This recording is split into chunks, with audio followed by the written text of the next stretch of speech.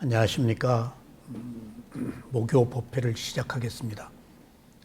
오늘 또 지난 시간에 이어서 존재의 세 가지 특성인 무상고무화 중에서 고에 대해서 계속해서 말씀을 드리겠습니다. 이 여사님, 인생이 즐거우십니까? 향순 씨, 인생이 괴로우십니까? 그냥 살아요. 인영 씨, 인생이 즐겁지도 괴롭지도 않습니까? 즐겁게 생각하면 즐겁습니다. 그럼 내가 세 가지를 물었죠? 은현 씨는 인생이 즐거워요, 괴로워요, 즐겁지도 괴롭지도 않아요? 괴로움이 커요. 괴로움이 책 보고 한 얘기예요?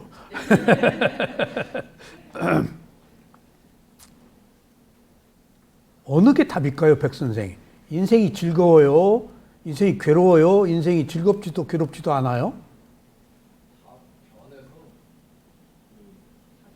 저는 현재 제 수준에서는 알아차릴 땐 괴롭지 않고 못 알아차리면 괴로움이 좀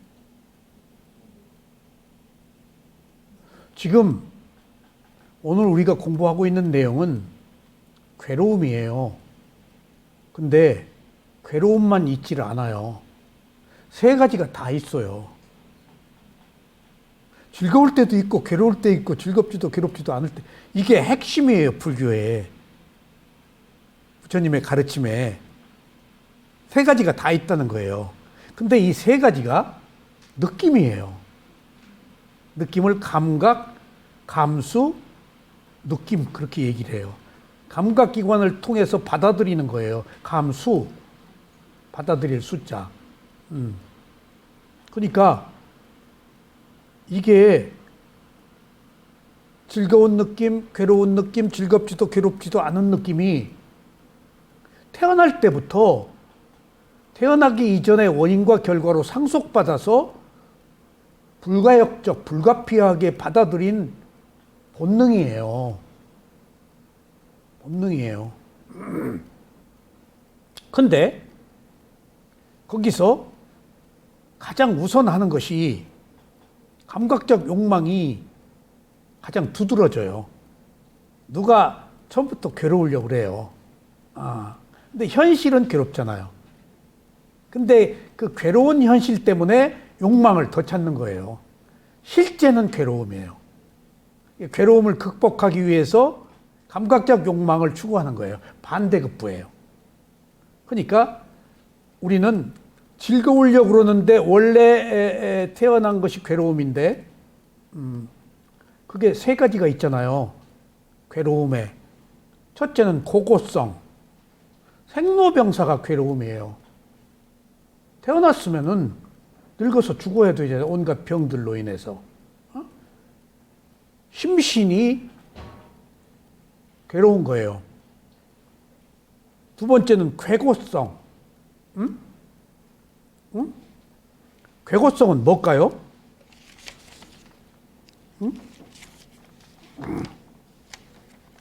변해서 생기는 괴로움이 있잖아요. 원하는 거 얻지 못하고 얻었는데 없어지고 만나기 싫은데 만나야 되고 만나고 싶은데 못 만나고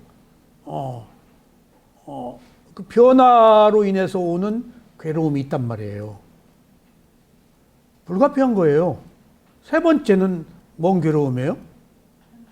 행고성. 행고성이 뭐죠? 조건지어진 특성. 원인과 결과에 의해서 오온을 생겼잖아요. 오온을 생겼는데 내 몸과 마음이라고 알고 있잖아요. 그 집착하죠. 내 마음대로 안 돼요. 내 행위로 인해서 받는 괴로움이 지금 정신과 물질이에요. 어디서 온 게 아니고. 내가 오온을 가지고 태어났죠? 오온을 가지고 태어났는데 이 오온은 어디서 하늘에 떨어졌어요? 과거에 내가 한 행위의 결과로 받은 거예요. 과거의 행위를 한 결과로 받았는데 이제 살아야 되잖아요. 정신과 물질이 오온이 있고 6가지 감각기관이 있고 6가지 감각기관이 6가지 감각 대성과 접촉하고 또 6가지 아는 마음이 있어서 살잖아요. 응? 그러니까 내가 살고 있는 게 실제로는 괴로움이에요. 괴롭지 않으려고 하잖아요. 그래서 감각적 욕망을 추구하는데, 그래서 3가지 느낌이 있다고 그랬죠. 3가지 느낌이 있는데 3가지 느낌은 누구에게나 공이 적용된 느낌이에요. 피할 수가 없어요. 상속받은 거예요. 그래서 어느 것 하나만 있질 않아요. 근데 우리는 즐거운 느낌, 괴로운 느낌, 즐겁지도 괴롭지 않은 3가지 느낌을 즐거운 느낌만 원한다고요. 거기에서 문제가 있는 거예요. 인형 씨는 자기 마음대로만 하려고 그래. 거기서 문제가 있는 거예요. 괴로운 느낌을 안 받아들여. 안 그래? 이제 지금 사람 돼서 그렇지 않은 거예요. 누구나 똑같아요. 자기 마음대로 안 되어서 괴로운 거예요. 그러니까 자기 마음대로 안 되는데, 이제 부처님의 가르침, 이제 여기서 우리가 괴로움은 불가피한 것이라고 이해하자는 의미로 말씀을 드리는 거예요. 태어날 때부터 상속받았어. 나는 즐거운 느낌만, 괴로운 느낌 상관없어. 그것은 깨달은 자만 가능한 거예요. 무상고무화를 알아가지고 집착이 끊어진 자만 가능한 거예요. 우리는 아직 있는 그대로 못 봤잖아요. 무상고무화를.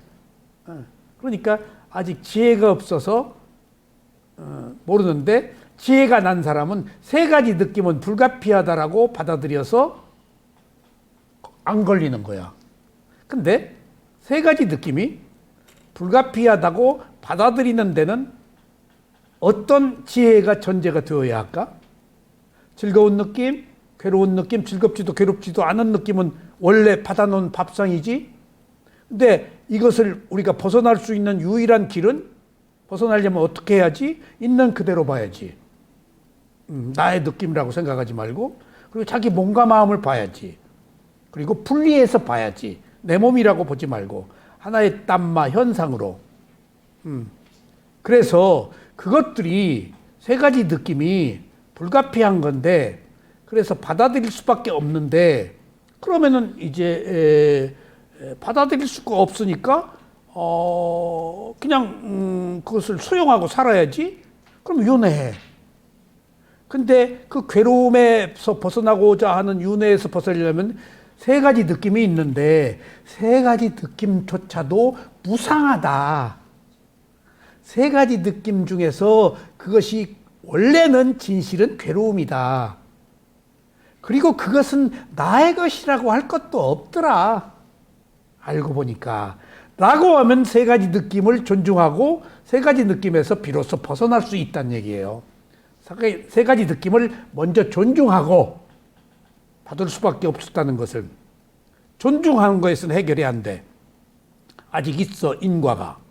근데 그 인과에서 벗어나려면 3가지 느낌도 무상고부하더라. 그러니까 그것은 단지 일어나고 사라지는 연속적 현상에 불과하고 나의 것이라고 할 만한 것이 없더라. 그러니까 괴로울 건덕지도 없더라. 사실은 알고 보니까. 내가 있어서 괴롭지. 내가 없다면 괴로울 것도 없는 거야. 내가 바라서 괴롭지. 라고 할 때 벗어난다는 거예요. 근데 여기서 부처님이 깨달음을 얻고 보니까,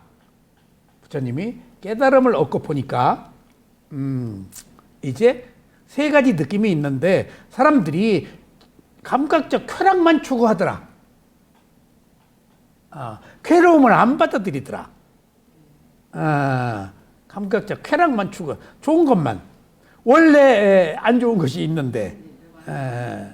그러니까 그것은 마음이 결정하는 것이기 때문에 받아들이는 건 마음인데, 그 마음은 본디 감각적 욕망이 우선하기 때문에 괴로움을 안 받아들이려고 그런다. 그러면은 깨닫고 보니까 괴로움을 받아들이려고 하는 사람이 있는 그대로 보지 않는 사람이 있는 그대로 보지 않으니까 괴로움을 받아들이지 않으려고 하는 사람이 다수더라. 그래서 그것을 받아들이는 사람은 극히 소수더라. 깨달은 자는, 괴로움을 받아들이는 자는. 이 길이 매우 한정된 사람이 가는 길이다. 왜? 우리 마음이 감각적 욕망만 추구하려고 하니까. 내용은 그거예요, 지금. 오늘 지금 우리가 다룰, 그걸 프로이트가 접근을 했어요. 근데 그 프로이트가 세 가지 느낌을 몰랐어요. 응? 두 가지, 프로이트가 세 가지 느낌을 몰랐어요. 부처님은 이미 세 가지 느낌이 있다로 다 그냥 불가피한 그게 인과, 원인과 결과, 조건지어진 특성, 인과로 지금 세 가지 느낌은 세 가지다. 느낌으로 살거든. 그러면 우리는 구조적으로 괴로울 수밖에 없는 거예요. 세 가지 다 받았으니까. 무상고무화를 알기 전에는 세 가지 느낌 속에서 살아야 돼요. 근데 즐거운 느낌만 오느라고 그러고 괴로운 느낌을 배치하는 거예요. 근데 프로이트가 즐거운 느낌을 감각적 욕망이 있는데 보니까 그것을 반대하는 또 뭔가가 있더라가 지금 프로이트가 그거 발견한 거예요. 정신 분석에서. 즐거운 느낌만 원하는데 그것에 반하는 어떤 그게 있더라. 의식 속에. 그게 어떻게 꿈속에서 보니까 현현해서 꿈이 무의식 상태에서 그것이 부처님의 가르침에서는 무의식이라고 프로이트는 그랬는데 불교에서는 무의식을 인정하지 않아요. 의식이 없을 때가 없어요. 죽어야 의식이 없어요. 의식은 있는데 인식하지 못하는 의식이야. 그것을 프로이트는 무의식이라고 그러고 부처님은 잠재의식이라고 그랬어. 잠재의식이 꿈이에요. 잠재의식이. 꿈속에서 나타나요. 잠재의식은 인식할 수가 없어요. 워낙 빠르기 때문에. 과보심이라서 원인에 의해 생긴 그 결과인데 워낙 빠르게 습관, 마음과 마음을 이어주는 마음, 인식할 수 없는 마음이라서 번갯불에 콩 튀어 먹는 것 정도보다 더 빨라요. 그러니까 인식할 수 없는 영역인데 그게 우리들의 습관, 잠재의식이에요. 그 지배를 받고 있는 거예요. 그러니까 내가 살고 있는 게 아니에요.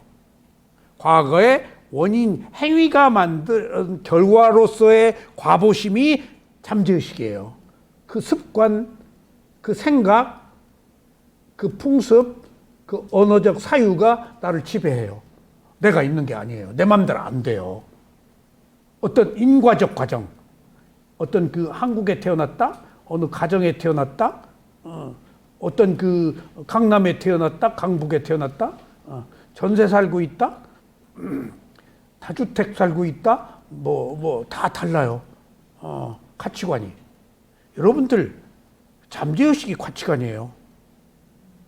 이게 중요한 거예요. 그 인간은 가치관이 결정해요. 근데 가치관이 사람마다 다 달라요. 어떤 가치관을 가지고 있느냐가 그 사람의 신분이에요. 그 사람의 행복이고 그 사람의 불행이에요. 가치관의 문제예요. 근데 가치관이 낱낱이 한 개체가 가진 과보심이라서 어떻게 할 수가 없는 거예요.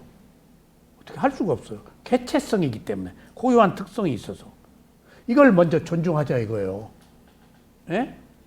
부처님의 가르침은 그걸 뛰어넘어서 있는 그대로 보고 무상고무화로 가지 않으면 답이 없는데 지금 무상고무화로 보기 위해서 이런 그 세 가지 느낌, 불가피한 현실들을 우리가 비로소 인식해야 돼요. 사는 게 내 마음대로 안 돼. 이미 과거로부터 받은 유산이기 때문에. 어머니 아버지의 유산도 있죠. 생김생임이 어머니 아버지 받았잖아요. 그리고 할아버지도 받고. 그리고 이것이 가장 많이 받은 것이 어머니 쪽이에요. 5대 간다고 그러잖아요. 어머니 쪽으로부터 상속받은 그 어떤 과보가. 아버지 쪽은 몇 대? 3대. 이거 다 부처님 말씀 아니에요. 주석서에 나온 얘기예요. 부처님이 이런 얘기 안 해요. 덫에 걸리니까. 아라한들이 이렇게 이해시키기 위해서 아비담마에서 이런 얘기를 해요. 자, 오늘 그래서 은현 씨 은현 씨는 인생이 즐거우십니까? 괴로우십니까? 즐겁지도 괴롭지도 않습니까? 그 중에 어느 걸예요? 섞여 있는데 괴로움이 제일 예, 세 가지가 다 있죠? 예, 세 가지가 다 있어요. 그 중에 괴로움이 크다는 것은 자기가 수행 좀 했다는 얘기네. 아니요. 만족. 그 괴로움은 불만족이다. 당연하잖아요. 지금 그 불만족이 감각적 욕망을 추구하기 때문에 불만족이라는 거예요. 괴롭기 때문에 불만족이 생긴다는 거예요. 괴롭기 때문에 감각적 욕망을 추구한다는 거 지금 프로이트의 그 쾌락의 원인이라는 것이 괴롭기 때문에 감각적 욕망을 추구하는데 이게 돌이킬 수 없다는 거 지금. 예. 그 원리를 프로이트가 넘어서 본 거예요. 엿본 거예요. 또 여기 나와 있지 않지만 프로이트가 정신분석 그 다음에 쾌락의 원리, 뭐 이런 이 쾌락의 원리가 대표적인 작품의 정신 분석하고, 프로이트가 여기 또 리비도를 발견했잖아요. 자기 어머니와 자기와의 관계. 어머니가 아들을 사랑하고 아버지가 딸을 사랑하고 이성적으로 끌리는 본능적인 것. 그 느낌이거든요. 예. 근데 우리나라는 또 지역에 따라서 조금 똑같지는. 우리나라는 장모하고 누구하고 제일 가까워? 사위가 그렇게.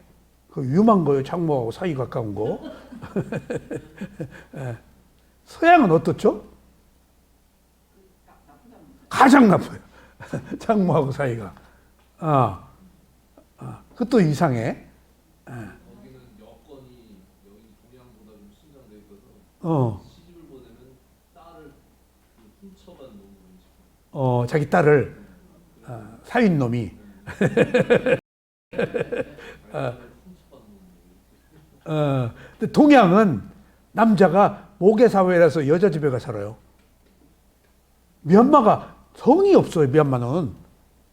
예. 그래서 믿다 사야도 뭐 누구 사야도 뭐 그 믿다가 자기 고향이에요. 그 마시 사야도도 원래 그 이름이 있는데 마시가 큰 북이에요. 그렇게 불러요. 성이 없어요. 그러니까 뭐 무슨 진안댁 무슨 수원댁 하듯이 자기 고향으로 불러요. 그래서 성이 없어서 조금 쌍스럽다 했는데 처음에 우리 유교 사회에서 생각하다가 좀 쌍스럽다 했는데 원래 모계 사회가 어머니로부터 이어져 내려왔잖아요. 원래 모계 사회가 화목해요. 부계 사회는 문제가 있어요. 남편이 폭력을 휘둘러요. 어쨌든지 미얀마에 가서 이렇게 탁발을 나가면서 이렇게 보면은 딸이 밥 줘. 근데 또 딸하고 똑같은 어머니가 줘. 남자가 여자 집으로 간대요.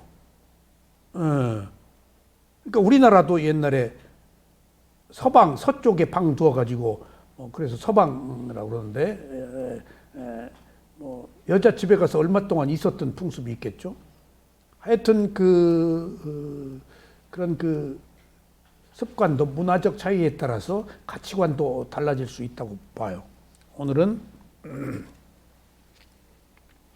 중생의 심리는 그게 몇 쪽이죠?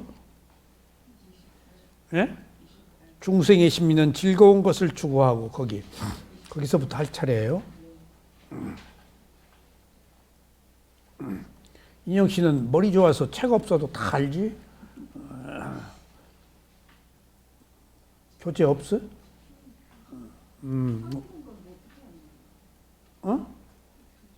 아니, 그 없어도 돼. 머리 좋은 사람. 그럼, 그 인영 씨 특성이야. 고유한 특성을 가지고 있기 때문에 인영 씨의 개체성을 존중합니다. 왜냐하면은 내가 사야도가 인터뷰할 때 나는 다 적었어요. 못 적게 해요. 못 적는 게 원칙이에요. 책 보지 말고 적지 않는 게 원칙이에요. 이야기를 듣는 순간에 영감이 떠올라요. 근데 내가 글을 적죠? 스파크 지혜가 안 나요. 근데 가서 막 적어가지고 또 옮겨요. 막. 그리고 이게 무슨 말인가 모르면 다음 시간에 이게 무슨 말이죠? 질문하면 사야도가 싫어해요. 난 기록을 다 했어. 근데 옮기면서 영감이 생겨. 또 듣고 질문하고 또 영감이 생겨. 그러니까 지혜라는 것은 한순간에 스파크가 터지는 것이거든. 우리가 책을 읽을 때 터지는 지혜와 직접 본문을 들을 때 터지는 지혜의 차이가 있을까? 책을 읽을 때는 눈 하나만 오관 중에 작동해. 근데 여기서 직접 하죠? 감각기관이 다 작동해. 귀, 코, 몸. 그 영감이 떠올라요. 영감이. 직관력이 생겨. 그 인영 씨가 직관에 강한 사람이라서 책을 필요로 하지 않아. 그렇다고 이제 치고. 자, 봅시다. 여기서 중생이 뭔 말이죠? 생명이 있는 모든 생명. 이 중생이죠. 근데 그 살아있는 생명 중에서 무슨 생명을 중생이라고 그래? 유정, 마음이 있는 생명. 그게 31개의 존재의 세계예요. 예, 마음이 있는 생명. 전 이미 다 밝혔어요. 우리는 축생하고 인간밖에 못 보죠. 예. 근데 사실은 31개. 지옥, 축생, 악귀, 아수라, 색계, 무색계. 욕계, 색계, 무색계. 31개의 생명들이 이루는데 그 외에도 다양한 생명들이 또 있어요. 인간하고 살고 있는 욕계 천상의 생명들이 5가지 종류가 또 있어요. 숲속에 사는. 예. 그리고 인간하고 살면서 더러운 곳에, 혐오스러운 곳에, 시궁창 막 하수도 뭐 이런 곳에 뭐 뒷간 이런 곳에 있는 그 악귀 생명들도 있어요. 그래서 구정물 버리면은 거기서 그걸 먹으려고 얻어먹고 있는데 목이 가늘어서 또 소화를 못해요. 먹으면 또 토하는 과보로. 그래서 유정 중생을 마음이 있는 생명이다. 그래서 보통 마음이 있는 생명이라고 그러는데 대표적으로 인간을 지칭해요. 상징적으로 중생이라고 그러면은. 근데 여기서는 그 중생이라고 할 때 인간을 지칭하지만은 왜 중생이라는 개념을 쓰냐? 인간을 지칭하지만은 31개의 존재의 생명들이 윤회하기 때문에 중생이라고 그러는 게 인간이라고 안 하고, 윤회 과정에서 인간으로서의 한 생명을 또 의미해요. 상징적으로. 아셨죠? 중생은 무슨 생명이라고 그래요? 마음이 있는 생명. 식물은 살아있잖아요? 생명이 있는데 중생이에요? 아니에요? 네? 마음이 없으니까. 살아있는 개미는 죽이면은 살생이에요? 살생이 아니에요? 마음이니까. 식물은 자르면은 살생이에요? 아니에요? 안 죽어요. 잘라도. 근데 살아있는 생명은 자르면 죽어요. 도마뱀 자르는 건 뭐 예외로 치더라도. 그렇듯이 다 달라요. 자, 교재 들어가겠습니다. 중생의 심리는 즐거운 것을 추구하고 즐겁지 못한 것은 피하게 마련이라고 세종께서 말씀하셨습니다. 지금 우리가 얘기했죠? 이 말을 앞에서 사용한 어휘로 표현하자면은 중생은 자기에게 만족스러운 것은 쫓아가고 불만족스러운 것으로부터는 뒷걸음쳐서 물러난다. 불교를 비판하는 사람들은 마음이 있는 유정들의 모든 심리가 즐거움 여부에 그쳐서 즐거움을 추구하기 때문에 즐거움이 있느냐 없느냐에 그쳐서 여부에 그처럼 강력하게 즐거움을 원하는 것에 강력하게 지배당한다고 규정할 확실한 근거가 무엇이냐고 물을지 모른다. 사실은 즐거움을 추구한다고 하는데 모든 생명들이 강력하게 즐거움에 지배당하는 근거가 뭐냐? 라고 물을지도 모른다. 이게 원래 그런데 왜 그러냐? 라고 물을지도 모른다. 이러한 분들에 대해서 현대 정신분석학의 창시자인 증명해라. 왜 즐거움만 추구한다고 하느냐? 증거가 뭐냐? 라고 하는 문제에 대해서 정신분석학의 창시자인 프로이트도 부처님은 세 가지 느낌을 제시해서 답을 해버렸어. 이게 세 가지 느낌이 굉장히 중요한 거예요. 이미 딱 답해버렸어. 인간의 모습이야. 즐거운 느낌, 괴로운 느낌, 즐겁지도 괴롭지도 않은 느낌. 꼼짝 못해 세 가지. 세 가지 중에 교차하면서 일어나기 때문에 어느 것 하나를 선택 못해. 즐거웠다가 괴로웠다가 즐겁지도 괴롭지도 않았다가 멍 때리다가 세 번째는 멍 때리는 거예요. 또 파딱파딱해서 즐거웠다가 그냥. 그러니까 은현 씨가 백마탄 멋있는 남자 보면 혹 당기는 거 그게 나쁜 거예요? 당연한 거요? 당연한 거야. 그렇다고 쫓아가지 마, 백마탄 남자.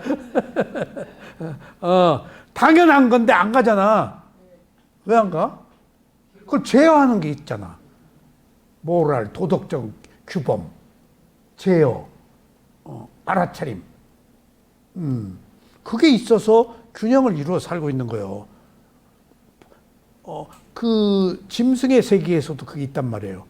그러니까 아프리카 이런 데서 이렇게 보면은 유튜브 보면은 동물들이 혹들이 그렇게 나더라고. 그러면 새끼들이 사자가 혹이 다요. 호랑이가 혹이 다요. 막 이렇게 부풀더라고. 그럼 새끼가 이 사람이 다니는 이제 그 큰 야생 사람이 다니는 길이 있더라고. 이제 그 관리하는 거기 나와서 막 낑낑거려. 길에 나와서 새끼가. 그리고 따라가 봐. 그럼 막 안으로 가면은 이렇게 그 부은 어미가 있어. 아니면 나무에 끼어 있다든가. 족쇄에 자기 어머니가 있든가. 새끼가 그 사람들을 끌고 가. 그 구조대를.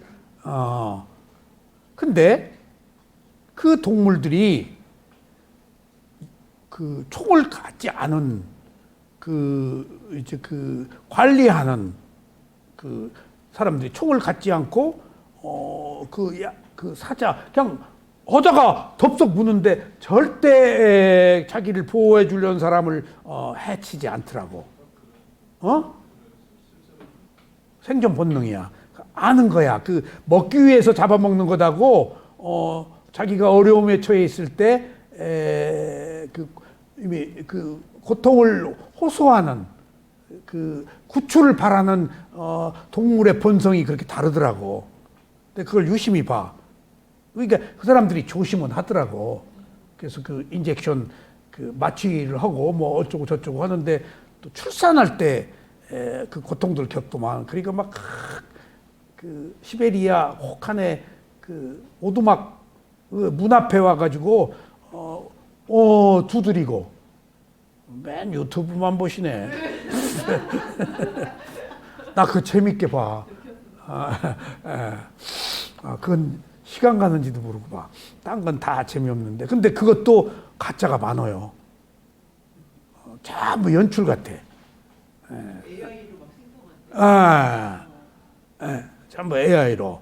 그 새끼가 막 눈길을 걸어서 오는 것들 다 어떻게 찍어.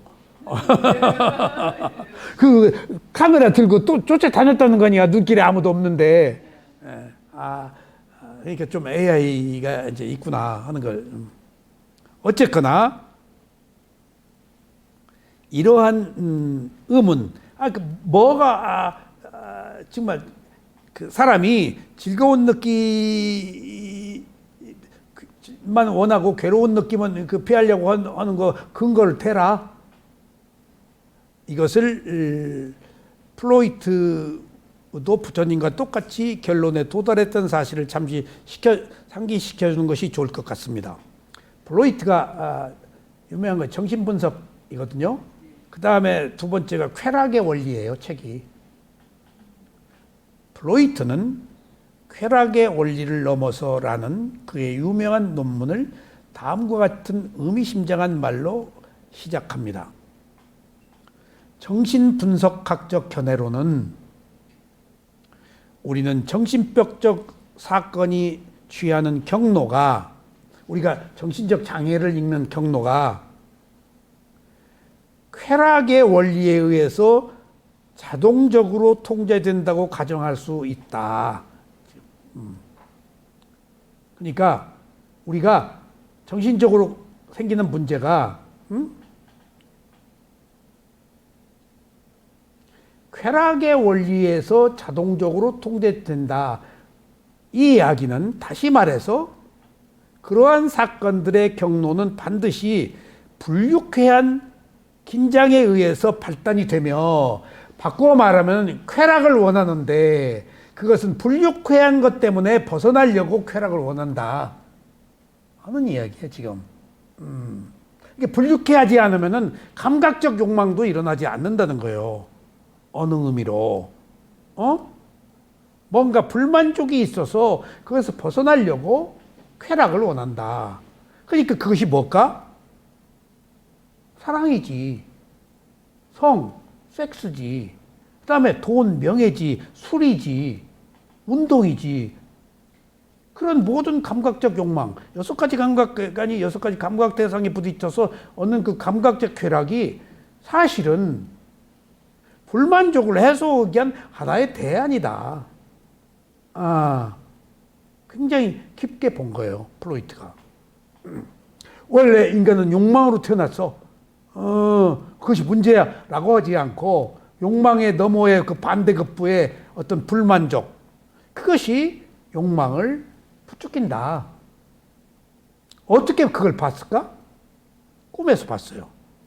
꿈이 현현하는 거거든, 평시에. 무의식 상태에서 꿈에서 프로이트가 자꾸 꿈을 연구했어요. 정신병 환자들, 여기 정신병력, 그리고 그 사람들이 꿈꾸는 얘기를 자꾸 듣고 보니까 그 꿈이 자기가 가지고 있는 무의식 상태야. 근데 그것이 우리 불교에 말하면, 부처님 말씀은 잠재의식이야. 이렇게 꿈으로 이미지 돼서 나타나는 거야. 예. 그리고 실물이 보이거나 어떤 가상이 보이거나 뭐 하는 것들이 예지 능력이 떠 있거나 저게 참재되어 있는 거야. 기억 속에서. 그리고 현시적으로 나타나기도 하고, 그게 원인과 결과야. 근데 플로이트는 원인과 결과는 못 봤어. 하여튼 그런 게 있다라고 본 거야. 원인과 결과는 부처님 가르침이고. 원인과 결과라고 프로이트가 봤다면은 불교에 귀했지. 그리고 깨달음으로 갔지. 학자에서 구도자로. 근데 그 뒤에 융은 티베트 와서 인과를 봤어. 원인과 결과를. 그래가지고 서양 심리학이 놀라운 발전을 했어. 서양 심리학이 지금 이렇게 새로운 발전을 하기까지는 좌뇌, 우뇌 이런 것들이 이제 개발되고 융이 서양 분석적 심리학을 불교적 관점에서 접근한 거예요. 이렇게 놀랍게 접목해서 지금 현대 심리학이 불교 부처님의 가르침을 받아들여 가지고 그때부터 미지의 영역이 부처님의 가르침에 의해서 다 개발된 거예요. 유튜브 보셨죠? 거기 보니까 한국인 아버지와 미국인 어머니 사이에서 난 아이가 하나 있어. 근데 장애야. 근데 장님이야. 몰랐어, 처음에는. 자폐증이냐, 몸부림치고 막. 근데 난 놀라운 일을. 걔가 어느 순간부터 어머니가 막 떨고 막 붙들고 막 이제 막 진정시키고. 근데 이놈이 몇 달 전부터 리듬을 타는 거야. 이렇게 박자. 근데 어느 순간부터 어디서 들은 이야기, 눈은 안 보이니까 퀸이 있잖아. 누가 그대로 쳐. 정확히 그대로는 못 치더라고, 처음에는.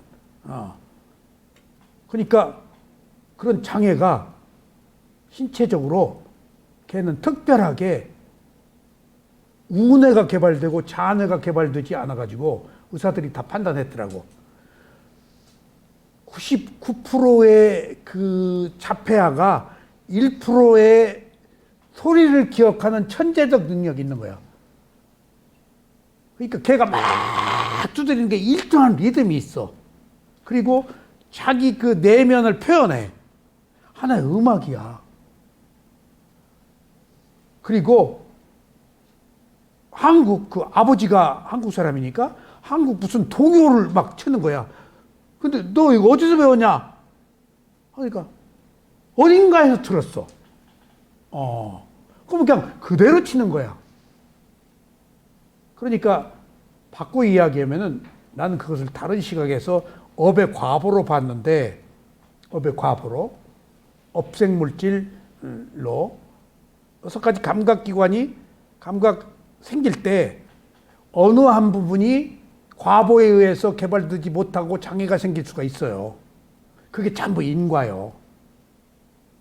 그래서 그렇게 천재적인 머리를 가진 장애인들이 소리, 그림, 뭐 하는 사람들이 세계적으로 100명이더구만. 약. 다 장애야. 자폐증이고. 근데 어느 한 부분이 뛰어나. 그 그림이 놀라운 그림이야. 상상을 초월하는 그림이야.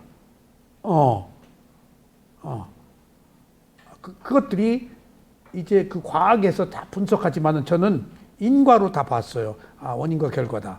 다양한 형태의 다양한 중생들의 원인과 결과의 하나의 과정일 뿐이야. 이 이야기는 낱낱의 개체는 존중받아 마땅하고 원인이 생긴 결과일 뿐이라고 우리가 이해해야 돼요. 그리고 그것들은 반드시 프로세스, 과정이다. 무상하다. 영원한 거 아니다. 그 순간에 그런 조건들이 연속되고 있었다. 라는 것들을 받아들여야 우리가 벗어난다고요. 무상을 받아들여야 돼요. 아셨죠? 그런 것들이 항상하고 영원하지 않아요. 그러니까 내가 불쌍한 사람들을 볼 때에도 이 생에 지가 받은 업의 과보야. 오히려 그 불행을 통해서 자기가 깨달으면 돼. 고통에서 벗어난. 근데 이게 두 가지가 있더라고요. 장애가 있는 사람이 오히려 장애를 극복한 사람을 봤어요. 그리고 더 깨끗하고 더 성스러운 사람이 있어요. 장애를 가진 사람이 더 괴팍하고 더 나쁘고 그 데미지를 고통을 준 사람들이 있어요. 그것도 지업이야. 지업이야. 제가 어느 화가하고 가깝게 지낼 때 여류화가인데, 근데 해숙 씨라고 이름 밝혔는지 모르. 여자가 곱추예요. 곱추예요. 그러니까 곱추니까 키가 작지? 해바라기야. 어떻게 티 없이 맑은지 내가 다 반했다니까? 곱추가. 그러니까 그 화가가 그러니까 너무 다르니까 나도 반했어. 아니 예쁘진 않아요. 근데 밉지도 않아요. 근데 누구하고 사는 줄 알아요? 미국 사람하고 살아요. 미국 사람하고. 한국에 다양한 종류의 미국인들 있잖아요. 나이가 좀 들었어요. 근데 이 꼽주인데 말을 타더라고. 말 타면 허리가 좋아진대. 그러니까 우리가 가깝게 지냈어요. 근데 다 얘기해. 허물없이 부부관계 뭐 다 얘기해. 근데 어느 날 혜숙 씨한테 연락이 왔어. 남편이 없어져 버린 거예요. 남편이 없어져 버린 거예요. 그냥 연락도 없고 뭐야. 이게 남편과 관계된 것들이 있을 거 아니에요. 그러니까 추적해서 갔어. 갔더니 호주에 갔는데 어떤 여자하고 살고 있더래.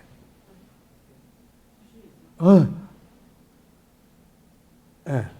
근데 깨끗이 잘 살아 그러고 포옹하고 왔어. 그 얘기 하는 거야, 혜숙 씨가. 거기서 놀랐어. 다 허용해주고, 다. 여기 가지고 있던 거 다 보내주고. 아이고, 고마웠다. 잘 살아라. 쉽지가 않은 거거든. 쉽지가 않은 거예요. 자기를 버리고 간 남편을, 내가 남편도 이해했어. 남편도. 호기심이 있었을 거야. 아마 남편도. 나처럼 혜숙 씨한테 반했을 거야, 아마. 티 없음에. 그러니까 오히려 혜숙 씨의 그런 신체적 장애가 더 강한 호기심을 자극했을 수도 있지. 근데 살다 보니까 이제 또 다른 감각적 욕망이 있었을 거 아니야. 불편한 문제들. 그 뒤에 혜숙 씨가 좀 어려움이 있었다 그러더라. 경제적 어려움이 있었겠지, 이제. 근데 그걸 티 없이 다 얘기하는 거야. 그 뒤에 그 화가가 자기 남편 서울대 교수인데 외국 가 있는 바람에 그 뒤에 혜숙 씨하고도 연락이 끊어져서 궁금해 죽겠어. 근데 그때는 내가 이 수행을 안 할 때야. 몇십 년 전 얘기죠. 근데 지금 돌이켜보면 티 없이 다 받아들이고 사는 해맑은 천사도 있더라고. 정말 더 아름다워. 내가 그런 사람들을 좀 봤어요. 그런 자기 신체적 장애를 극복한 사람들. 그러니까 그것이 있는 그대로 보았기 때문에 자기가 걸리지 않은 거예요. 장애를. 인영 씨 같은 사람이야. 인영 씨는 걸리질 않는 거예요. 자기가 가진 장애를.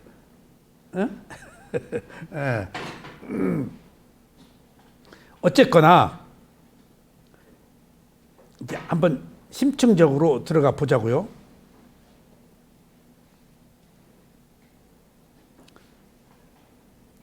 정신분석학의 견해로 우리는 정신변적 사건이 취하는 경로가 쾌락의 원인에 의해 자동적으로 통제된다고 가정할 수 있다.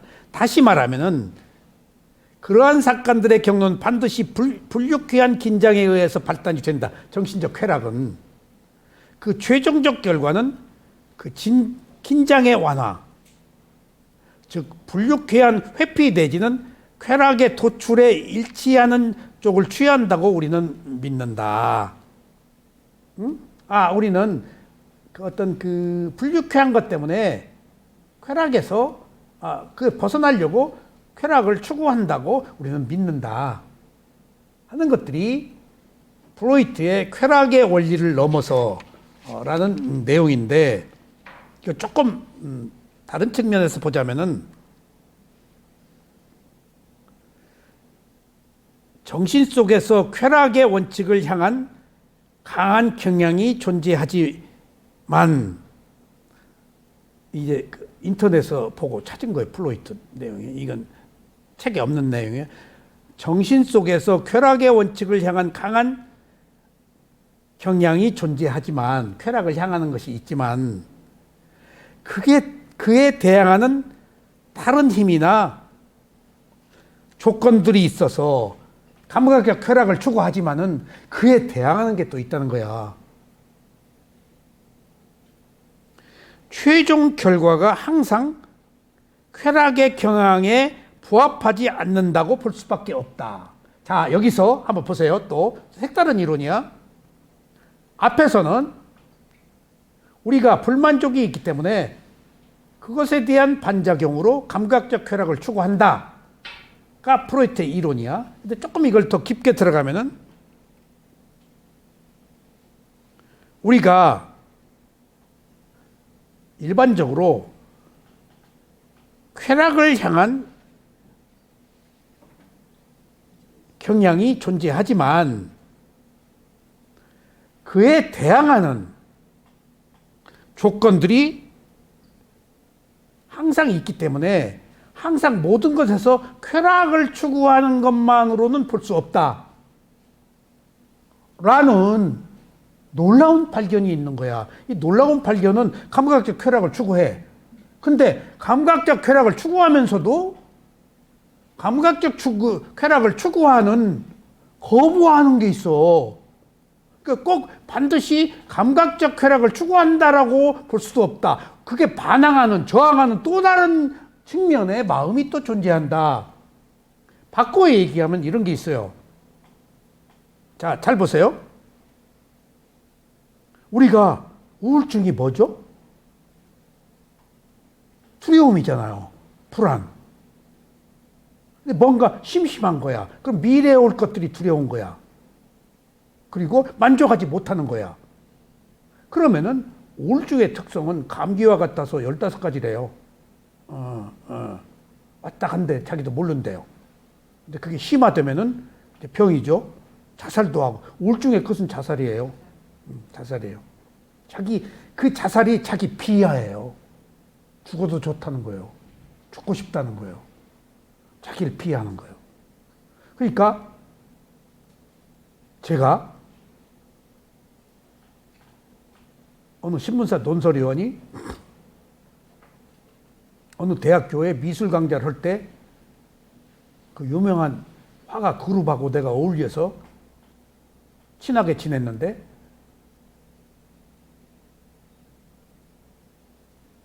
해화동 그 우석병원 있잖아요. 옛날 고대병원 됐지만 새벽에 딱 연락이 왔어. 미술평론하는 김인환 교수인데 곽 선생님, 장 선생이 지금 쓰러졌어. 자는데 어디 있어요? 그래서 우석병원에 있대. 갔더니 새벽 2시인가? 딱 그 미술평론가하고 저하고 둘이 대학교가 그 부근에 있어가지고 거기서 강의하다가 문턱에 넘어졌대. 5시간을 새벽에 겨울에 둘이 팍팍 따르면서 장 선생 죽으면 어떡하지? 너무 가깝게 지낸 사람이에요, 저하고. 아주 너무 나이 차이가 많아도 너무 가깝게 지낸 사람이라서 장 선생이 죽으면 어떡하지? 죽으면 어떡하지? 하는데 슬펐지. 근데 내가요 놀라운 것을 발견했어요. 농담이 아니에요. 5시간 수술했는데 이렇게 그 수술 이제 하고 이렇게 그 응급실로 가는데 그 머리를 다 벗기고 이렇게 그 야구공처럼 이렇게 하고 꿰맸는데 그 핏덩어리 종재기 같은데 핏덩어리를 그 선지 같은 거 그 피가 묻어 있더라고. 긁어낸 것을 그 배주더라고. 긁어낸 것을. 이렇게 뇌출혈이 됐는데 그것을 수술해서 긁어낸 거야. 그러니까 이제 죽었다. 그걸 봤어. 근데 은현 씨, 나 이거 고백해야 돼? 기분이 좋은 거야. 죽었으면 좋겠다고. 장성이 죽었으면 좋겠어. 장성이 죽으면 어떡하지? 그러다 죽어야 돼. 깨어나면 안 돼야 돼. 아니, 그 슬픔에서 벗어나고 싶지 않아. 내가 영원히 그 슬픔을 갖고 나도 죽고 싶어. 장생이 불구가 돼서 죽어야 돼. 그래서 내가 더 슬퍼져야 돼. 슬픔이 맛있더라니까. 내가 이 나쁜 놈이지. 그 얘기가 프로이트 여기 그것에 반대하는 것이 있더라는 거야. 좋아하는 것이. 인형 씨. 내가 뭐 싫은데 싫은 것을 좋아하는 마음이 또 있더라는 거예요.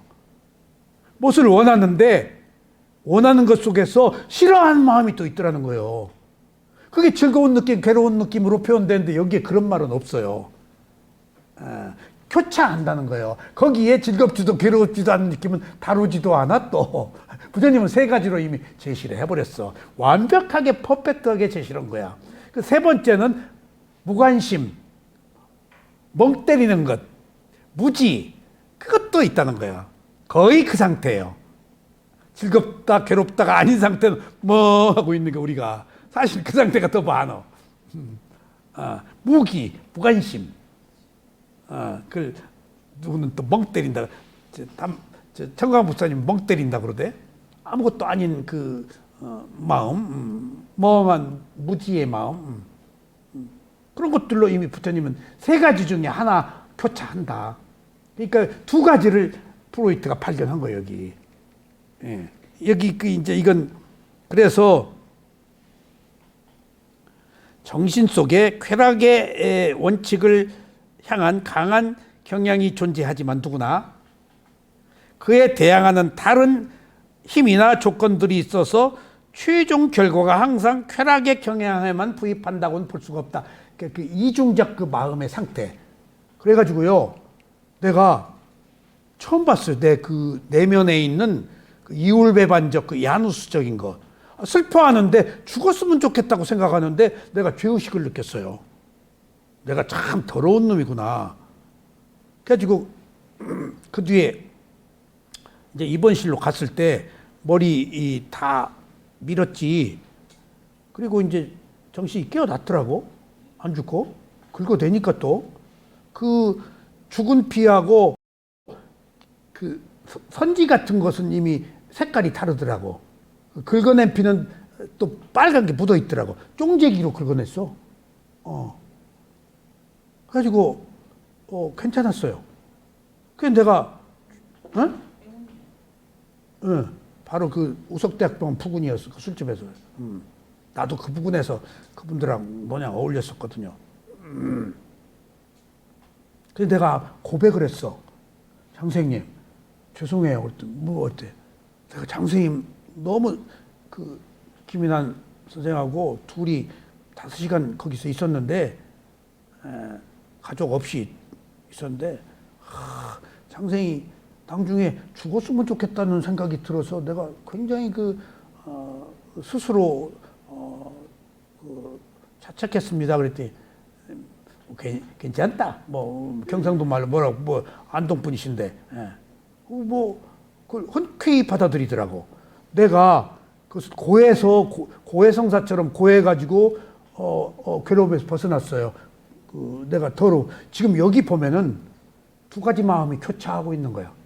그게 내 마음이 아닌 거야. 그리고 그것들은 무상한 거야. 어느 것을 내 마음이라고 할 수가 없어. 조건에 따라서 그 마음이 항상 교차하고 있는 거야. 근데 세 번째, 즐겁지도 괴롭지도 않은 마음이 있는지도 몰랐어. 그때는 두 가지 마음 왔다 갔다 하는지 알고. 나중에 보니까 즐겁지도 괴롭지도 않은 마음이라는 것이 한 영역으로 딱 부처님에 의해서 밝혀진 거야. 거의는 우리 세 번째, 즐겁지도 괴롭지 않은 마음의 상태일 때가 또 많아요. 아셨죠? 세 가지 느낌함을 동시에 다 가지고 있기 때문에 어느 것을 나의 것이라고 할 수도 없어. 우리가 그걸 있는 그대로 보는 거예요. 이때는 이랬네? 이때는 이랬네? 그것이 이때 이 순간의 마음이지 내 마음이 아닌 거예요. 예.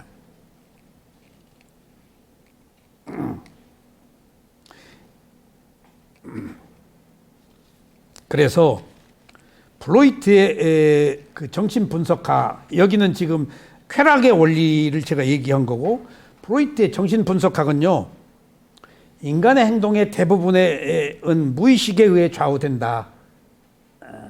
무의식이 여기서는 꿈 상태예요. 이러한 무의식은 억압된 욕망, 또 기억, 감정으로 구성되며 이는 개인의 행동과 사고에 큰 영향을 미친다. 그 무의식이.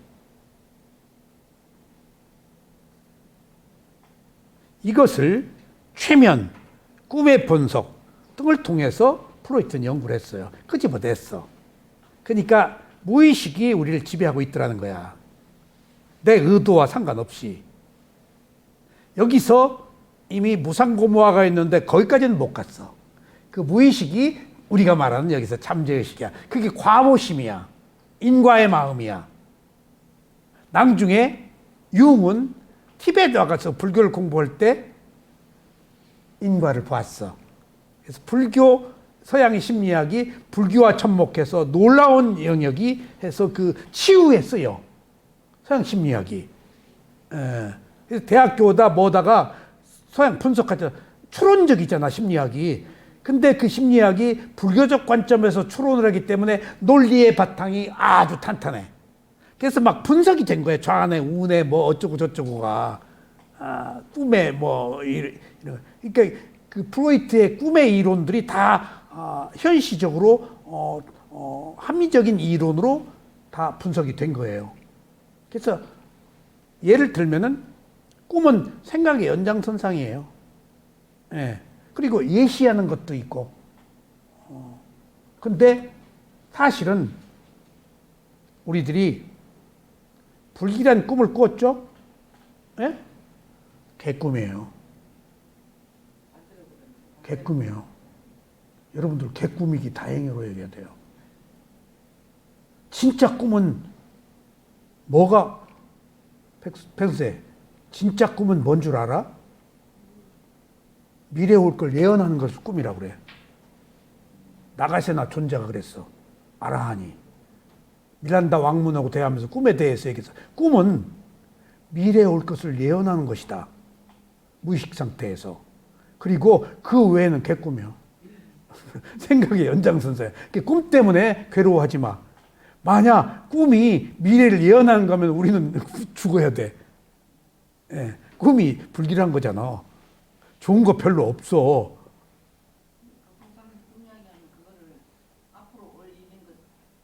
아니야, 그러지 말라는 거예요. 나가세나 선자는 생각의 연장선상이라는 거예요. 진짜 꿈은 예지 능력인 거예요. 선각자들이 꾸는 거예요. 타노스님도 누구도 수행을 한 사람들은 자기가 언제 죽을지 알잖아. 그 예지 능력이 꿈을 꾸지 않고도 꿈꾸는 것처럼 보이는 거야. 집중력에 의해서. 그게 수행에 의해서 가능한 거야. 그 집중에 의해서 무상고무화가 보이고 지혜가. 그러니까 이 집중이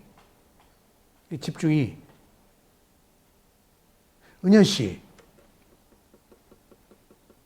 세속의 법이 있잖아요. 세속의 법이 세속의 질서가 있잖아요. 실타래처럼 얽혀 있어요. 세속은. 근데 세속의 법을 머리가 좋아서 좀 열심히 보는 사람들은 누가 볼까요? 세속의 법을. 두 부류가 있어요. 세속의 법을 공부 좀 하고 지혜가 있어서 일로 절로 이게 죄되고 죄 안 되고 하는 것들을 그 시스템을 분석해서 명쾌하게 해석하는 그룹들이 있지 않을까요? 누굴까요, 그게? 법을 전공한 사람들이에요. 세속의 법을 실타래를 해가지고 풀어나가는 방법, 매이는 방법, 공격하는 방법들을 다 그 사람들은 법꾸라지들이 알고 있어요. 그 법꾸라지들은 세속에서 그것을 이용해서 자기 이익을 도모해요. 그리고 돈을 벌어요. 그리고 우월적 지위를 누려요. 세속의 질서에 대해서 조금 더 지혜가 있어서 안다고. 어떤 사람들이 다 뭔 사람들이더라고. 어쩌면 그렇게, 저는 놀랐어요. 세상을 다시 봤어요. 문제가 있는 사람들이 박사 아닌 사람이 없어. 그리고 자식들이 또 장애들이 또 다 있어. 농담이 아니야. 그러면은 동정을 받아. 자식들이 내 새끼가 장애가 있다. 그러면 일정 부분 동정을 받아. 그런데 자식들이나 누가 가족이 신체 장애 자폐아라고 있다고 그래서 인생의 깊이가 더 많아진 게 아니고 그것을 반대급부로 더 악용해서 다른 쪽에 또 다른 감각적 욕망을 더 추구하는 경우가 많아. 이게 세속이에요. 세속을 정확히 아는 사람이 그 세속의 질서를 알아가지고 빠져나가는 구멍을 알아가지고 거기서 이익을 얻고 부를 추구하고 거기서 상대편을 더 질서를 아니까 봉쇄하고 비판하고 상대를 공격하는 수단으로 또 삼아. 이게 세속이야. 세속의 질서를 아는 게 문제야. 차라리 몰랐으면은 무지해서 괜찮아. 그런데 또 한 부류가 있다고 그랬지, 은혜 씨? 세속의 질서를 알아. 근데 내가 처음에 얘기한 세속의 질서라서 어떤 그 실타래처럼 얽힌 그 법적 문제들, 빠져나간 구멍들, 세금도 조금 적게 내는 방법들, 절세, 필요하잖아? 그거 나쁜 거 아니야. 근데 그것을 악용하는 경우, 반사회적으로, 얼마든지 절세는 해도 좋은데, 탈세를 한다든가 하는 여러 가지 그 문제들이. 근데 그런 세속의 이치를 알아가지고 무상고무화로 집착을 끊는 또 하나의 부류가 있어요. 우리가 그런 부류예요. 근데 그런 부류는 매우 적어요. 아까 앞에 그런 부류들을 두 가지 부류들, 앞에 그런 부류들은 감각적 욕망을 추구해. 뒤에 세속의 그 실체, 실타래 같은 것들을 아는 사람들은 감각적 욕망을 추구하지 않고 있는 그대로 봐서 무상고무화로 나를 버려. 그래서 평화와 자유를 얻어. 가치관이 향상돼. 그래서 깨끗해. 향기가 나, 뒤에는. 근데 앞에는 오물, 냄새가 나. 구역질, 부패에 있어. 근데 자기 도취에 빠져서 스스로 잘못된 가치관을 형성해서 우월적 지위를 누리는 것이 최고라고 여겨. 후자는 매우 한정된 사람이 가장 이상적인 가치관을 가져서 극소수라고 부처님이 얘기하셨어요. 극소수다. 극소수. 다 감각적 욕망을 추구하는데 그것이 괴로움이라고 하는 고통을 직시해서 존재하는 것이 괴로움이라고 하는 사람은 집착을 끊는데 그렇지 못한 사람은 은하철도 9국을 타고 끝없는 감각적 욕망의 열차를 타고 행성을 돌면서 영원히 괴로움의 세계를 윤회한다. 은현 씨는 은하철도 999가 문제라고 열기고 기차 안 타. 윤회가 끝나. 괴로움에 벗어나. 무슨 공덕으로? 오늘 이 법문 녹음한 공덕으로. 이런 것처럼 우리는 어떤 길을 가고 있느냐?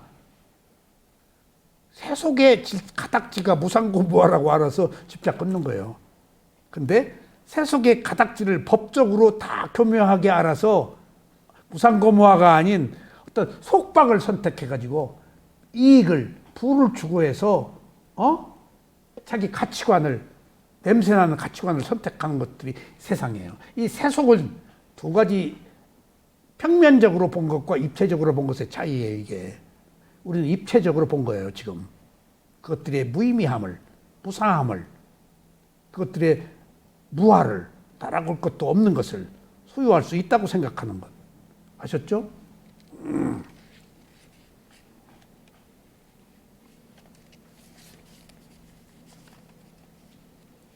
그래서 프로이트는 정신분석에서 특히 꿈은 무의식으로 가는 왕도라고 했으며 바로 이런 꿈이 억압된 욕망을 표현한다고 했어요. 근데 여기서 한 수 더 떠서 꿈이라는 것을 더 정확하게 프로이트가 분석하지 않은 나가세나 존자가 미란다 왕몽경에 쓴 내용은 미란다 왕한테 한 얘기야. 그리스 사람인데 인도를 지배했어. 대식한데. 꿈을 얘기했어. 근데 꿈은 미래를 예시하는 것이다 그랬어요. 근데 우리가 그냥 생각 속에서 이런저런 예시하는 것이 아닌 것은 다양한 거야. 그 불길한 거. 내가 꿈꾸다가 깨어나서 꿈이니까 다행하지. 그런 일이 한두 번이 아니야. 꿈이니까 다행이다. 근데 그때 내가 심리 상태가 불안했던 거야. 근데 자기 전에 원고를 쓰고 또 축복경, 보배병을 또 독송하고 또 자기 전에 호흡을 알아차리고 자면은 어쩌면 그렇게 기분 좋은 꿈을 꾸는지, 예, 기분 좋은 꿈을 꾸는지. 내가 요새 사진을 안 찍는데, 사진 찍는 꿈을 꾸고, 꽃 한 송이 찍는데, 제일 처음에 변산 바람꽃을 찍는데 처음에 배울 때 딱 엎드려 막 눈 위에 막 덮고 그럼 잘 꽃이 한 송이 찍는데 엎드려서 크로스업에 찍는데 찍으려고 그러면은 숨을 탁 멈추고 그럼 산들어서 이거 흔들려 그러면 또 내가 하고 그 작은 바람꽃이 순결한 여인의 모습이야. 왜 이러세요? 살랑살랑. 막 미치겠는 거야. 그 아름다운 모습이. 근데 찍으려고 그러면 바람에 살랑살랑 흔들려. 그러면 또 못 찍고. 손을 딱 떨리니까 슬로우 셔터로 찍어야 되고. 그러니까 슬로우 셔터로 찍어야 주위가 아웃포커스 돼요. 주위가 지져보면 꽃이 안 살잖아요. 그러니까 그 꽃하고 대화를 했다고. 처음에. 그러니까 그렇게 그 어느 산꽃 속에 가서 혼자 처음에는 혼자 갔어요. 찍는데 아침에 갔는데 비스켓 하나 있었어요. 물은 있었고 오 해져서 내려왔어요. 해지려고. 하나도 피곤하지 않고 얼마나 행복했는지 몰라. 정말로. 그러니까 그때 그 아름다웠던 그 기억들 때문에 사진을 찍으러 가는 거예요, 또. 꽃과 대화하면서 내가 구도를 만들어내고. 그럼 색을 만들어내는 거예요, 내가. 노출 조리개로. 거기 있는 색보다 더 아름답게. 근데 내가 꿈에 엊그제밤에 사진 찍는 꿈 얼마나 기분이 좋았는지 몰라. 깨어나가지고 옛날에 사진 찍으러 다니는 사람들이 함께 가서 또 사진 찍고 그리고 뭐 옮겨 다니고 내가 어디 가고 막 그 얼마나 즐겁게 다녔는지 깨어나서 그런 시절도 있었구나. 그런 시절도 있었구나. 그것을 은현 씨가 하나씩 골라서 올리는데 좋은 것은 안 올리고 이상한 것만 올려. 은현 씨 보는 눈이 아직 멀었구나. 좋은 건 많은데. 근데 어쩌다가 하나씩 올려, 좋은 것도. 엊그제 올린 사진 하나는 그게 실패한 사진인데 올렸대. 새벽에 영하 40도 되는 말 사진 찍으러 갔는데 일찍 가야 돼. 영하 40도. 새벽에 컴컴한데 이제 떠나는 거예요. 다 연출이야, 말 사진이. 다 돈 주고. 그럼 눈 위에서 계속 연습하는 거 쫙 떠오면은 이제 다 돈 주고 사가지고 2시간 이상 못해서 영하 40도니까 새벽에 달이 떴더라고. 컴컴한데. 근데 노출이 좀 안 맞았어. 그러니까 내가 올렸어, 그냥. 그게 그 몽고 그 평원, 눈 덮인 평원이야. 그런 것처럼 우리들이 기억 속에 있는 꿈의 상태가 플로이트는 현재 무의식 상태에서 내가 이런저런 생각을 하고 산다라는 얘기예요. 그것이 부처님은 그것이 나 아니다라고 그러고 프로이트는 그게 무의식의 지배를 받는다라고 그렇게 얘기를 하고. 아셨죠? 자, 이렇게 해서 플로이트는 그의 심리과정 연구에 그가 경제적 원리라고 부르는 것을 도입하게 된다. 이 경제적이라고 따옴표 있죠? 이걸 사전 찾아봤어요. 아무리 찾아도 없어요. 경제적 원리. 그래서 이제 생각해 보니까 플로이트는 그의 심리적 과정 연구에 그가 경제적 원리라고 부르는 것을 도입하게 된다. 경제적 원리라고 부르는 것을 도입한다. 라는 이야기는 이익과 손실에서 이익을 찾는 원리인 것 같아. 경제적 원리가. 손해를 찾겠어? 플로이트는 이것을 경제적 원리라고 그랬어. 경제적 원리라는 게 이익과 손실에서 이익인 거냐? 이로운 거 아니야? 그러니까 우리 마음이 교차하는데, 거기서 좋은 무의식을 갖는 것을 경제적 이익으로 그것을 권장하고 지도한 것 같아. 정신과 의사니까. 심리 지도를 했을 거 아니야. 뭔가 프로이트가 그 얘기를 듣고 의사니까 대안을 제시했을 거 아니야. 그 치유하는, 응? 마치 신부님이 고해성사 받고 보석을 주고 죄의 사함을 주듯이 플로이트도 어떤 그 무엇이 이익이 될 만한 경제적 원리를 찾아냈을 거야. 이게 정신 분석학이 가져오는 대안이야. 근데 사실은 정신과 의사들이 얘기 듣고 돈 받아요. 응? 나는 인터뷰 얘기 듣고 돈 안 받아요. 정신과 의사들 얘기 듣고 약 주고 돈 받아요. 자기가 정신과 환자가 돼야지 정신과 환자를 치료할 수 있다고 그래요. 그래요. 그래서 정신과 환자들이 정신과 상담해요. 그걸 내가 정신과 의사, 여기 치과 의사, 차박사 나 셋이 친했어요. 근데 차박사 어떤 정신과 의사, 치과 의사 다 셋이 친했는데 어느 순간에 치과 의사가 나한테 고자질했어. 뭐라고? 정신과 의사 흉을 보는 거예요. 곽선생, 네, 그때 무슨 박사 있어? 그 정신과 무슨 박사? 놀랐어, 내가. 왜요? 그랬더니 둘이 어디 가서 문제가 있는데 신발을 벗어가지고 이런 사람들을 싸다구를 때리더래. 정신과 의사가. 보통 정신과 의사 아니야. 어느 대학 나오고 있어. 소아정신과 권위 있는 사람. 그러니까 같은 이제 치과 의사 그걸 본 거야. 막 벗어서 막 싸다구를 때리더래. 그러니까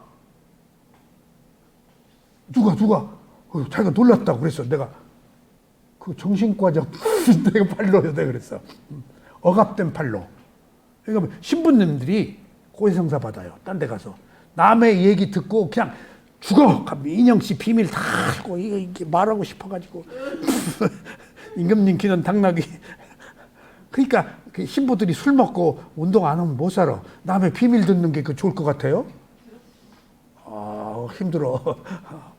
그래서 솔직히 내 친구 신부가 고등학교 친구인데, 야, 고해성사 듣다가 이 새끼하고 푹 일어난대요. 그랬다가 내가 신부지 하고 성부와 성자하고 보석 준대.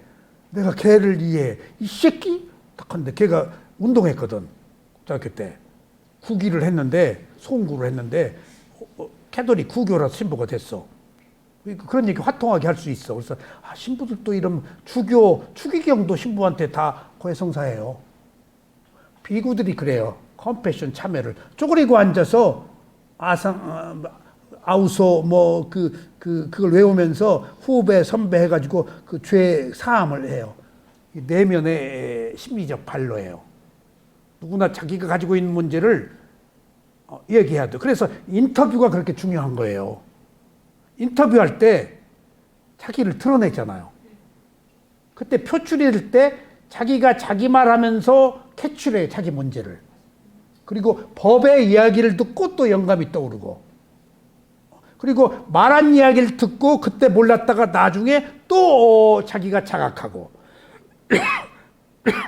인터뷰 요령이 세 가지로 이게 있는데, 첫 번째, 인영 씨, 인터뷰가 왜 필요한가?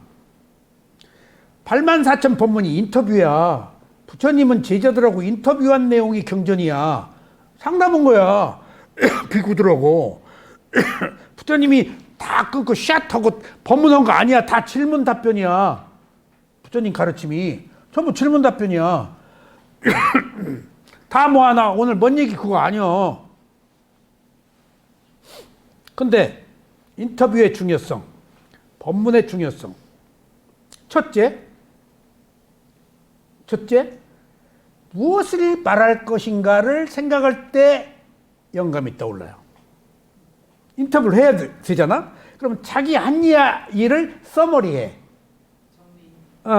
뭔 얘기를 말을 해야 되잖아. 줄거리를. 밑도 끝도 없는 거 못해. 뭐 어떤 그 기승전결 사건의 개요를 말을 할 때 자기가 그 자기에게 이루어난 것을 서머리해. 그 뭔가 그 하나가 완성되어야 말을 하잖아. 생각이 지금 그 뭔가 기승전결이 만들어져. 그러니까 서머리하면서 자기가 사건을 하나 어딘가를 꿰뚫어. 첫 번째, 두 번째, 그것을 말할 때 탁 영감이 떠올라. 말하면서 하고 떠올라. 내가 잘못했네. 그리고 말을 그만둘 수가 없어서 말을 해. 근데 자기가 말할 때 떠올라. 그리고 스승이 얘기해 줄 때 떠올라. 그리고 스승이 얘기해 준 때 영감이 그때 안 떠오르더라도 나중에 한 달 뒤, 두 달 뒤, 나는 몇 년 뒤에도 떠올라. 스승 얘기가 딱 하고 벌어져. 그게 인터뷰 효과예요. 부처님이 2500년 전에 한 얘기 우리가 어느 순간에 부처님 귀절 떠오르잖아. 인터뷰 효과예요, 그게. 어쨌든지. 그러니까 드러내야 돼. 드러내야 돼. 에? 알았죠?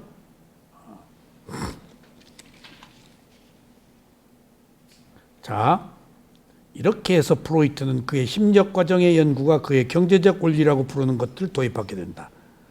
그런데 부처님께서는 2500년 전에 같은 원리를 거의 똑같은 용어를 써서 공식화하였다는 것은 인류 사상사를 통해서 주목해야 할 일이 아니겠는가. 이 프로이트가 이 경제적 원리가 느낌 세 가지다. 그리고 그것들은 무상하다라고 다 드러냈다. 2500년 전에. 근데 우리가 그게 뭔지 못 받아들인다. 그래서 부처님이 말씀하신 경제적 원리를 제시된 것을 우리는 유념해서 조금 받아들여야 되지 않겠느냐. 그런데 만일 인간이 본성상 쾌락을 추구하고 불쾌한 것을 회피하려는 자신의 무의식 과정에 의해 추동된다면, 다시 만일 인간이 본성상 쾌락을 추구하고 불쾌한 것을 회피하려는, 그래가지고 감각적 욕망을 추구한다고 그랬지? 회피하려는 자신의 무의식 과정에 의해서 추동, 물체의 힘을 가해서 앞으로 나아가게 하는 것, 추동. 그런 불쾌한 것 때문에 감각적 쾌락을 추구하는 그런 힘을 가지고 있다면, 추동한다면 자신의 모든 경험을 무상과 괴로움으로 규정하는 철학을 탈거하지 않는 것은 당연한 것이다. 자, 내가 괴로움을 없애기 위해서 즐거움을 추구하는 것이 지금 그런 추동, 그 어떤 그 앞으로 나아가는 힘을 받았다라고 생각한다면은, 그것이 그렇게 좋은 것이라고 생각한다면은, 불교에서 말하는 무상고무화는 달가운 것이 아니다. 무상고무화는 괴로움이니까 즐거움이 아니고, 무상고무화는 우리가 싫어하는 괴로움이에요. 그러면 무상고무화 추구하지 않는다. 감각적 욕망, 뭔가를 반대급부, 괴로움을 극복하기 위해서 감각적 욕망을 추구하는 것만이라고 한다면은, 무상고무화라서 그것을 벗어나는 것을 지금 우리가 안 따라간다. 여기에 현실적 문제가 있는 거예요. 그래서 많은 사람들이 이거 안 한다 그 얘기야. 감각적 욕망을 추구하는 사람들은 이미 괴로움을 벗어나기 위해서 감각적 욕망을 추구하는 사람들은 괴로움 벗어나기 위해서 감각적 욕망을 추구하는 것만이 최고이지, 있는 그대로 봐서 무상고무화로 그 어떤 그 존재에서 벗어나는 것을 가지 않는다. 즐거움을 탐착하기 때문에, 있는 그대로 보지 않기 때문에, 함에도 불구하고 있는 그대로 봐서 무상고무화를 아는 사람들은 보통의 많은 사람들이 감각적 욕망을 추구하는 보편적 가치를 가지고 있기 때문에 무상고마를 알려고 하지 않는다. 그렇기 때문에 무상고마를 아는 이 길이, 괴로움에서 벗어난 이 길은 매우 한정된 사람이 간다. 오늘 여기 모인 분들이 빛나네 오늘. 인영 씨가 얼굴이 빛나네 그냥. 한정된 길을 가지 않아. 이게 근본 문제를 해결하는 거야. 그런 까닭에 자신의 모든 경험을 무상과 괴로움으로 규정하면 철학을 달가워하지 않는다. 됐죠? 왜냐하면 감각적 경험을 추구하는 사람들은. 그런 까닭에 부처님께서는 깨달음 직후에 이 보편적 괴로움에 관한 진리를 파악할 수 있는 만큼의 밝은 지혜를 가진 사람들은 극히 소수일 뿐이라고 생각하셨던 것이다. 그래서 감각적 경험을 추구하는 한 무상고마를 알려고 하지 않는다. 무상을 받아들이면은 원래 괴로움이라고 받아들이면은 원래 변하는 것이라고 받아들이면은 무아를 얻어서 내가 벗어나는데 원래 변한다는 것을 안 받아들이기 때문에 나는 괴로움의 덫에 빠져서 윤회한다. 있는 그대로의 진실을 안 보고 내 감각적 욕망만, 내 잣대, 내 가치관만 추구하기 때문에 나는 한정된 사람이 아니다. 그러니까 윤회의 부처님의 가르침을 따르는 자가 한정돼 있다. 2500년 전에도 부처님이 그런 얘기를 하셨어요. 그래서 제가 제 친구 그 신부한테 한번 이런 얘기를 했어요. 예. 우리 둘이는 누구 있을 땐 신부님 했지만은 우리 둘이는 이제 친구니까 야는 못 오고 신부 왜 천주교를 믿는 종교 나라들은 그렇게 다 부패하고 못 살고 기독교를 믿는 나라는 왜 잘 살아? 왜가 하면은 남미다 뭐 벨기다 뭐다 근데 뭐 그 개신교 영국이다 뭐 무슨 독일이다 뭐 미국이다 다 신도 왜 그래? 근데 친구 신부가 답변을 못 하더라고. 캐톨릭 구교를 믿는 나라들은. 근데 내가 이 불교를 공부하고 내 질문이 매우 어리석었다는 것을 알았어. 세력으로 봤어, 진리를. 누가 많이 믿는다. 신도가 몇 명이다. 그리고 부자들만 믿고 가난한 놈들은 매우 위험한 거야. 그러면 예수님하고 부처님하고 신도수가 누가 많아? 세계는 누가 지배해? 비교가 안 돼. 어? 우리가 산 눈에 보이는 시점을 그렇고 그 전에 나 그 후에는 모르잖아. 여기 그 얘기야. 매우 한정된 사람 진리는 가치관의 문제는 실제 이 불교도 대승불교, 소승불교에서 테라와다 상자불교는 스리랑카하고 미얀마밖에 없어요. 태국은 이미 변질돼 있어요. 나머지는 다 대승이야. 대승은 부처님의 무상고무와 존중하자 보살행이야. 공덕 쌓는 데야. 근데 미얀마도 한정된 사람 있잖아. 미얀마가 다 불교도지만 다 불교도가 위파사나 수행해서 다 무상고무와 알아요? 한정된 사람만 수행해요. 스리랑카도. 다 불교 국가인데 여기